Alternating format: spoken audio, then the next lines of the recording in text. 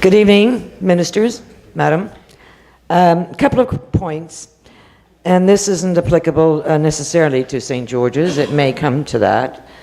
One of the concerns that I had for a number of years, and I'll start with the Tucker's Point development. I have some experience in the hotel tourism industry, and when that was developed, I remember being quite surprised that we allowed a small hotel to be built and many condominiums.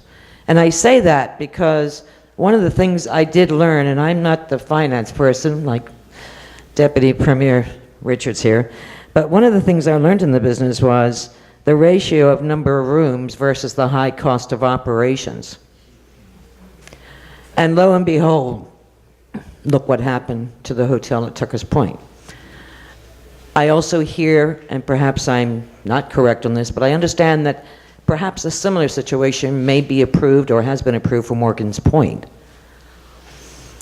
So I leave that thought with you to suggest that I would have to believe that we've done some feasibility studies on our own right to be able to identify what is a viable commercial concern, because at the end of the day, it's Bermuda that suffers if it isn't. So I leave that with you for thought. Tourism marketing. Love tourism, by the way, Minister.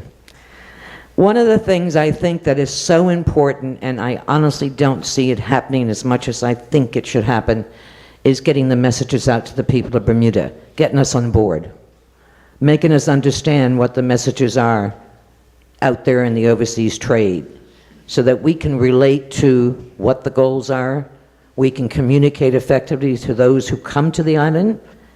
I feel we're very, very out in left field, with the exception of a few interviews here and there.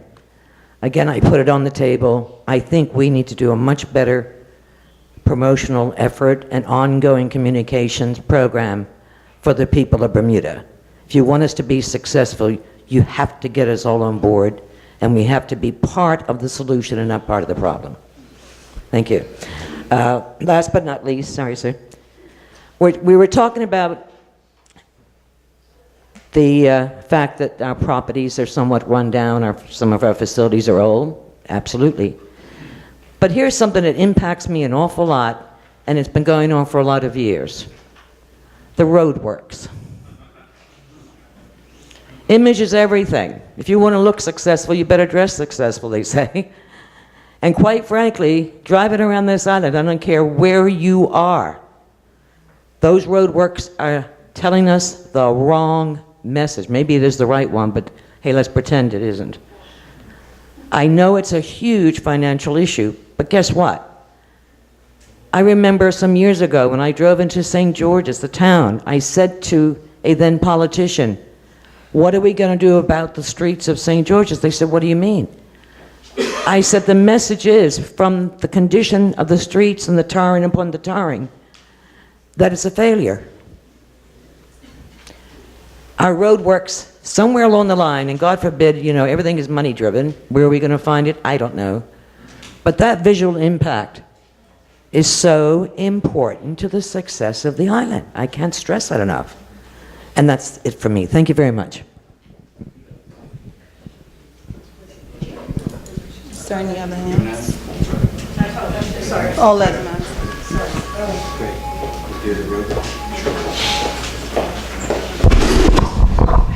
Yes, certainly. I concur with your sentiments about the roads. I think all of us recognize that we do have a major challenge as you drive up and down the island, the potholes all over the place.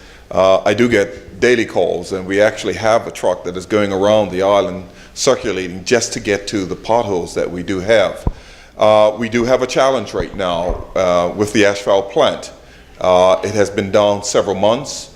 I'm very much concerned that it has taken the time that it has taken to get the parts in, but we have our guys diligently seeking to get this rectified.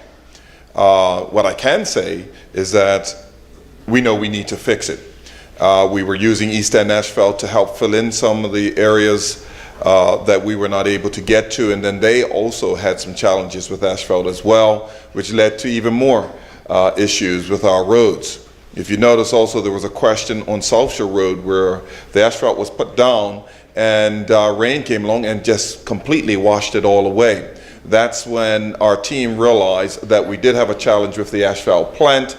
The bitterment that was being that they put in to help kind of adhese the sand and the lights together was not working properly. It has to heat up to a 300 degree in order for this stuff to adhere to one another, and it wasn't doing that. And that's when we realized we had a major challenge. So we have gotten one of the parts in. We had to fly someone out actually to get the part, but we are seeking to rectify the situation to get our asphalt plant up and going. But it is a massive task, and again, it goes back to our infrastructure challenge, just about the roads everywhere. We do have a plan to get to all of the roads to repave them though.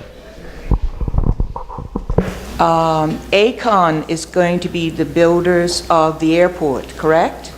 Are they also going to be the managers and the overseers of the airport for the duration of 35 years? Okay, why has it gone from 30 years? I've been hearing 30 years all of this time. How has it gone from 30 years to 35 years? 5 years. Okay, the other thing, now before I forget, right? It is also my understanding that the life of the airport is approximately 30 years, at which point when it's turned over to us at the expiration of 30 years, then would it be time for us to rebuild again? Okay, before I forget, because you know, my train of thought, once it leaves the station, a lot of times it leaves me here. Now, the other thing is, okay, why isn't the airport going to be built on the present or the current site? The new airport is going to be built nearer the Kidney Field, is that correct? Between the roundabout and Stonecrusher Corner. Is that going to be too close to the public roadway to where it would pose a threat to road users? No? I think that's about it, really. So if you can answer those questions, I'd really appreciate it. Thank you.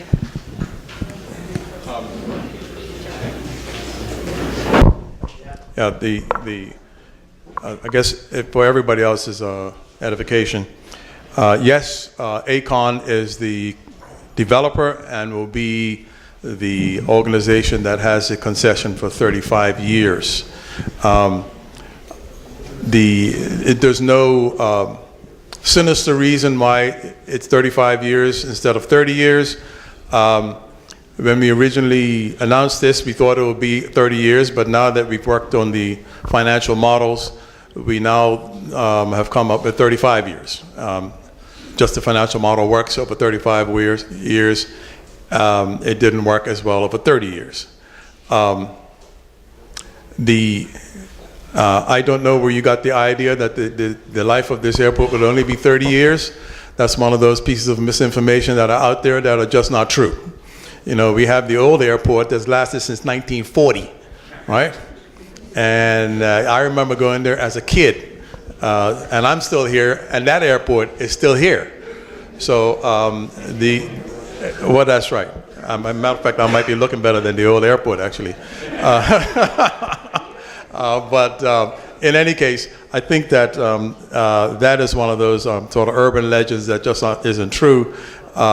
In any case, I can't comment on what you dreamt, but I would say this, that as I said earlier, the concession agreement includes maintenance of the airport, maintenance of the facility. It's not as though we're going to build it and just let it rot. It is integral to the agreement that this facility is kept up to date, and that's part of the concession agreement.